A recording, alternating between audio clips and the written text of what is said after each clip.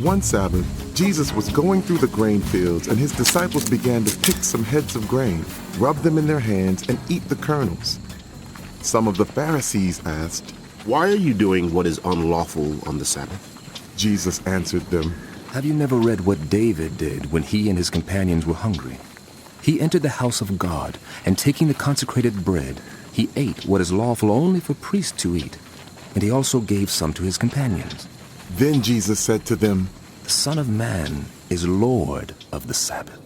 On another Sabbath, he went into the synagogue and was teaching, and a man was there whose right hand was shriveled. The Pharisees and the teachers of the law were looking for a reason to accuse Jesus, so they watched him closely to see if he would heal on the Sabbath. But Jesus knew what they were thinking and said to the man with the shriveled hand, "Get up and stand in front of everyone." So he got up and stood there. Then Jesus said to them, "I ask you, which is lawful on the Sabbath, to do good or to do evil, to save life or to destroy it?"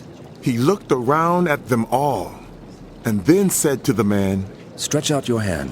He did so, and his hand was completely restored. But the Pharisees and the teachers of the law were furious and began to discuss with one another what they might do to Jesus.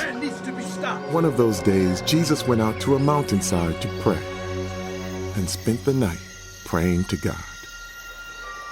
When morning came, he called his disciples to him and chose 12 of them, whom he also designated apostles: Simon, whom he named Peter, his brother Andrew, James, John, Philip, Bartholomew, Matthew, Thomas, James, son of Alphaeus, Simon, who was called the Zealot, Judas, son of James, and Judas Iscariot, who became a traitor.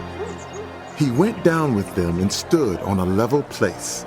A large crowd of his disciples was there, and a great number of people from all over Judea, from Jerusalem, and from the coastal region around Tyre and Sidon, who had come to hear him and to be healed of their diseases. Those troubled by evil spirits were cured. Out of him! The people all tried to touch him because power was coming from him and healing them all. Looking at his disciples, he said, "Blessed are you who are poor, for yours is the kingdom of God. Blessed are you who hunger now, for you will be satisfied. Blessed are you who weep now, for you will laugh. Blessed are you when people hate you, when they exclude you and insult you and reject your name as evil because of the Son of Man. Rejoice in that day and leap for joy, because great is your reward in heaven. For that is how their ancestors treated the prophets. But woe to you who are rich, for you have already received your comfort. Woe to you who are well fed now, for you will go hungry. Woe to you who laugh now, for you will mourn and weep. Woe to you when everyone speaks well of you, for that is how their ancestors treated the false prophets. But to you who are listening, I say, love your enemies. Do good to those who hate you. Bless those who curse you. Pray for those who mistreat you. If someone slaps you on one cheek, turn the other also. If someone takes your coat, do not withhold your shirt. Give to everyone who asks you, and if anyone takes what belongs to you, do not demand it back. Do to others as you would have them do to you. Yes, Lord. If you love those who love you, what credit is that to you? Even sinners love those who love them. And if you do good to those who are good to you, what credit is that to you? Even sinners do that. And if you lend to those from whom you expect repayment, what credit is that to you? Even sinners lend to sinners, expecting to be repaid in full. But love your enemies. Do good to them, and lend to them without expecting to get anything back. Then your reward will be great, and you will be children of the Most High, because He is kind to the ungrateful and wicked. Be merciful, just as your Father is merciful. Do not judge, and you will not be judged. Do not condemn, and you will not be condemned. Forgive, and you will be forgiven.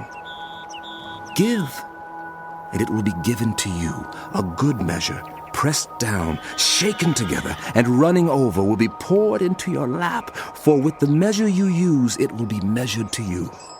He also told them this parable. Can the blind lead the blind? Will they not both fall into a pit? Students are not above their teacher, but all who are fully trained will be like their teacher. Why do you look at the speck of sawdust in someone else's eye and pay no attention to the plank in your own eye? How can you say, Friend, let me take the speck out of your eye, when you yourself fail to see the plank in your own eye?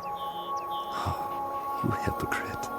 First, take the plank out of your eye, and then you will see clearly to remove the speck from the other person's eye. Yes, that's good. No good tree bears bad fruit, nor does a bad tree bear good fruit. Each tree is recognized by its own fruit. People do not pick figs from thorn bushes or grapes from briars. Good people bring good things out of the good stored up in their heart, and evil people bring evil things out of the evil stored up in their heart. For out of the overflow of the heart, the mouth speaks.